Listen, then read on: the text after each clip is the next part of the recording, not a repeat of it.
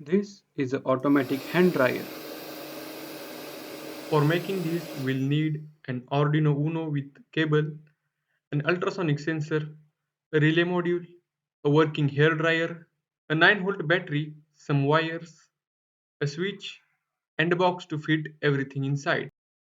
Disassemble the hair dryer and take out wires so it will be easy to make connections. We'll check the circuit without soldering just to check if everything works. You can skip this step if you want to. Let's wire it up. Ultrasonic sensor will be connected firstly, then the relay module is connected to Arduino, and lastly the hair dryer is connected with relay. I will power the Arduino with 9-volt DC using V-in pin of the Arduino because I don't have proper DC power supply. Time to write some code. Now we need to upload this code to Arduino. Time to solder everything. Now we have to fit this dryer in the box.